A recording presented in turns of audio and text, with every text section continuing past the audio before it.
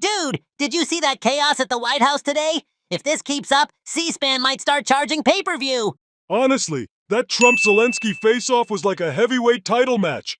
I was waiting for someone to throw a folding chair. I was half expecting Vince McMahon to storm in with a microphone, yelling, "Let's get ready to rumble!" Forget McMahon, get Maury. Donald, you are not the diplomat. And Zelensky flips a chair while the audience loses their minds. Can you imagine the episode title? When world leaders stop being polite and start getting real. The real White House of D.C. Man, Trump cut him off like he was a telemarketer during dinner. He probably thought Zelensky was calling about his car's extended warranty. Or asking for a donation. Sorry, Mr. Zelensky, I don't contribute to charities unless they're named after me. Or a hotel. If Zelensky had stayed at the Trump International, this might have gone smoother. Imagine the lobby. Welcome, Mr. Zelensky. Complimentary sanctions with every stay. And if you upgrade to the presidential suite, we'll throw in a press conference with extra drama. That was intense, man. I mean, talk about a power move. Yeah, but Trump looked at those photos like they were NFTs. Okay, but what's the market value? Can I trade this for a golf course in Kiev? Imagine Trump's thought bubble. Sad, but is it as sad as my Twitter ban?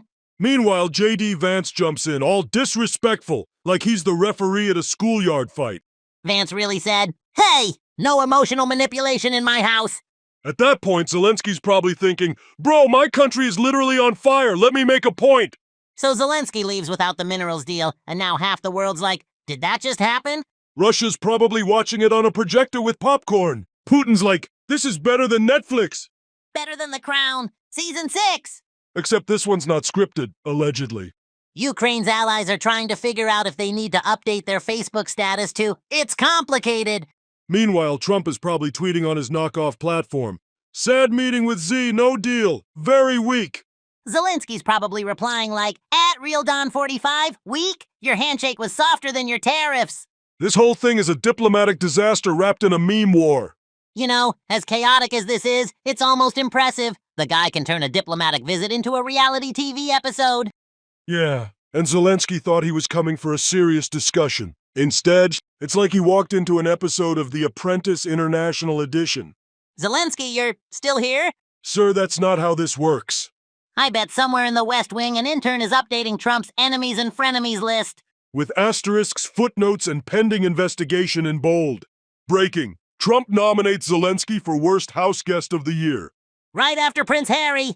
Zelensky's PR team is probably doing damage control right now, drafting a tweet. When you come for support but get reality TV drama instead. Awkward. And meanwhile, J.D. Vance is in a corner still yelling, "Disrespectful!" On repeat like a glitching NPC. Okay, guys, if you're enjoying this international roast session, make sure to like, subscribe, and hit that bell. We need your support. Unlike some international meetings we know. And drop a comment below. Team Trump or Team Zelensky? Or are you just here for the memes like us? Also, let us know if we should start a petition for the next White House summit to be hosted by Jerry Springer. Or Steve Wilkos just to throw the chairs faster. Imagine the planning meeting before this went down. Zelensky's team is like, okay, here's the strategy. Show the reality. Appeal to empathy. Secure support. Meanwhile, Trump's team is like, all right, make it big, make it bold. And for the love of Mar-a-Lago, don't let him tweet mid-meeting. The White House team probably had a please don't tweet alarm installed. If Trump even reaches for his phone, sirens go off. Secret Service dives in like, "Sir, no, think of the Wi-Fi." Meanwhile, Zelensky's trying to present data, and Trump's like, yeah, but have you seen my golf swing? I've got the best golf swing, better than Putin's, believe me. Putin has a terrible handicap. Weak, very weak. The only time Trump wants to hear handicap is on the green. And you know the media had a field day. Every network's headline, diplomacy or disaster, while CNN has crisis in red, bold font with flames. Fox News is calling it tough love from Trump, while MSNBC's like the fall of diplomacy. And BBC's just quietly reporting like it appears there was a bit of a disagreement. A slight kerfuffle, if you will. Can you imagine the group chat between world leaders right now? Macron, Trudeau, and Schultz just texting like, did you see what happened at Don's place?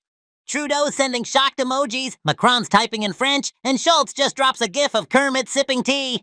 Meanwhile, Boris Johnson is trying to FaceTime Trump like, hey mate, need a wingman? I got this, Donnie. Remember Brexit? I make chaos work. And somewhere, Kim Jong-un is just like amateurs. Call me when you've done a missile parade, losers. Meanwhile, Putin's sitting in his office, spinning his chair like a Bond villain, whispering, exactly as planned. Petting a cat, sipping vodka, plotting his next chess move. But seriously, man, Ukraine's gotta be feeling a little abandoned. A little?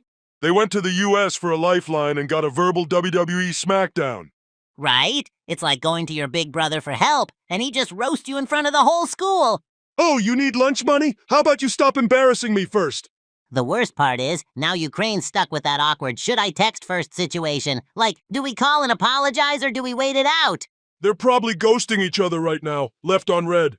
At this rate, they're going to need a mediator. Someone neutral, like Switzerland. Or Oprah. Were you silent or were you silenced? Oprah for Secretary of State. She gets everyone to talk. Dude, imagine if Zelensky tweeted after the meeting, just left the White House, didn't secure the deal, but got material for my next comedy special. Thank you, Trump, for your contribution to international stand-up. And Trump would respond like, bad comic, very low ratings. Sad. Everyone says he's a disaster. I do better comedy. Ask anyone. Zelensky replies, I tried to bomb at the White House, but Trump did it for me. At this point, it's like they're two influencers beefing online for clout. I think the best solution here is for them to hash it out on a podcast. Leaders Unfiltered with Trump and Zelensky. Hosted by Joe Rogan. So, Mr. Trump, Mr. Zelensky, tell me about DMT and what's really in Area 51. Joe, let me tell you, I know everything. They don't want you to know, but I know. Bigfoot voted for me. I saw it. No one talks about it. The Loch Ness Monster wrote me a letter. Very nice letter. Beautiful letter. Zelensky's just sitting there like, what is happening? I just need tanks, man. But honestly, we laugh, but this is a big deal. World politics is starting to feel like a parody of itself. Yeah, like if Veep and House of Cards had a chaotic, unsupervised baby. I mean, who's even in control at this point? The interns running the Twitter accounts? Probably. Or a focus group of middle-aged Facebook users who share minion memes. Trump and Zelensky should just hug it out. Had be best. Or those random accounts with usernames like PatriotMom1776 typing in all caps. If Trump had been re-elected, there'd be world peace by now. Facts! All right, folks. If you're loving this international roast, smash that like button, subscribe, and hit the bell. We're here every week making sense of the madness, so you don't have to.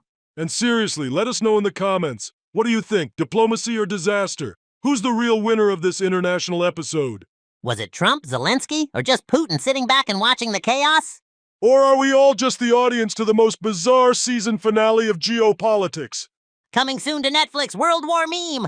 With a 10-episode order and a 100% Rotten Tomatoes score.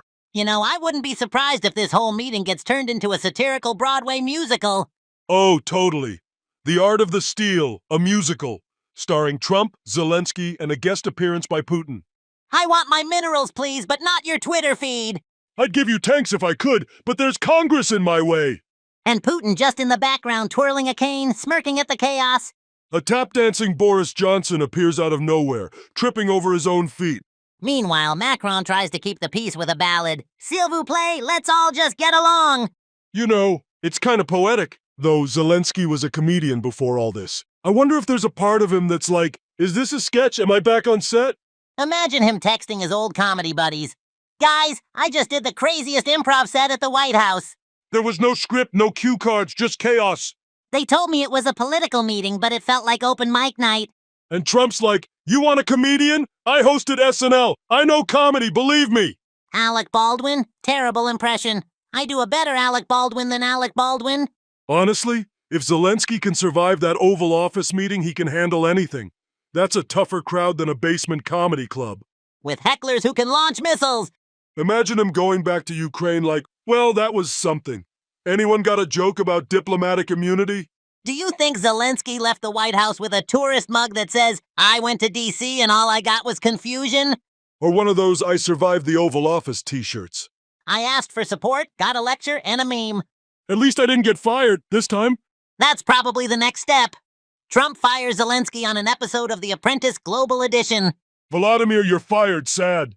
And Zelensky's response, thank you, sir. Does that mean you'll finally give us those tanks? No tanks, just thanks. Hold up, I just saw a meme. Trump and Zelensky photoshopped into that Step Brothers movie poster. Oh my god, is the tagline, did we just become best frenemies? Exactly! And in the background, Putin's peeking through a window, looking all suspicious. The internet wastes no time, man. By tomorrow, they'll have TikTok remixes of that meeting. Zelensky said this, Trump said that. Watch someone set it to that oh no TikTok sound. Or that one song, It's About Drive, It's About Power, with Trump and Zelensky flexing in sync. If we're lucky, Weird Al will make a parody song. Living in a Trump land, fighting for a deal, got no tanks, just attitude, keeping it real. So where does this go from here, man? Are we gonna see round 2? I hope so. Get Jake Paul to promote it, make it a pay-per-view. Trump versus Zelensky, the rematch. Jake Paul's like, I'll be the referee in the undercard fight. And Elon Musk sponsors it, announcing he'll broadcast it live from Mars. With Mark Zuckerberg trying to stream it exclusively on Meta. Meanwhile, Putin's like, I'll watch from my nuclear bunker, thanks. I wonder if Trump's already planning the comeback tour. Make diplomacy great again.